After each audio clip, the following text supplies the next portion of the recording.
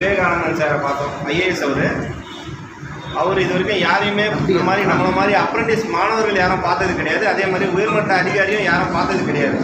Last time நம்ம first time போகும்போது கூட அவரை பார்க்கல. இந்த டைம் நமக்கு அனுமதி காவல்துறை வாங்கி கொடுத்துருக்காங்க. அதுக்கு முதல்ல தேங்க்ஸ் சொல்லணும் அவங்களுக்கு. ரெண்டாவது நாளைக்கு இந்த மெசேஜ் டெல்லி தேர்தல் ஆணையத்துக்கு நாங்கள் கன்வே பண்ணுறோன்ற ஒரு ஒப்புதல் கொடுத்துருக்குறாங்க. மூணாவது, இந்த மாதிரி விஷயம் நாங்கள் எடுத்து பண்ண முடியாது, இது எங்களோட வேலை கிடையாது.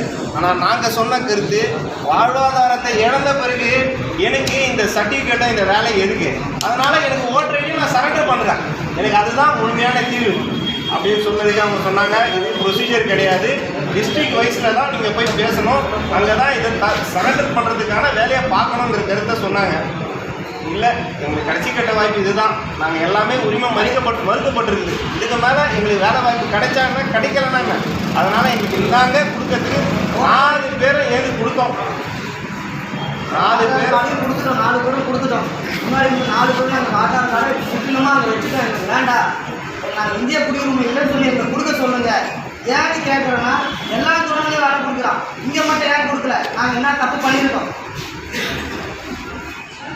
நம்ம சொன்ன கருத்து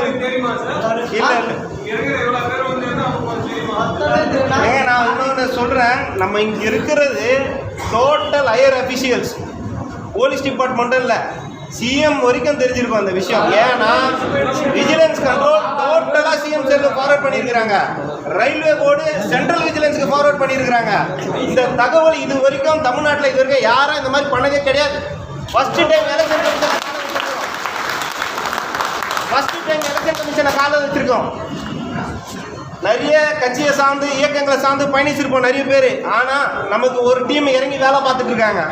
அவங்களுக்கும் இந்த நேரத்தில் நன்றி சொல்லணும். ஆனால் இந்த இடத்துல அதை பேசக்கூடாதுன்றதுனால நான் பேசலை. அந்த கன்சர்ன் பர்சன் யாரும் நான் சொல்ல முடியாது. ஏன்னா இங்கே பல்வேறு இயக்கங்களை பயணிக்கிறவங்க இருக்கீங்க. ஆனால் வெற்றி கிடைச்ச பிறகு யாருனால வெற்றி கிடைச்சதோ அவங்களுக்கு கண்டிப்பாக மரியாதை கொடுக்கணும். கண்டிப்பாக பெருசாக நம்மளுக்கு சப்போர்ட் பண்ண நம்ம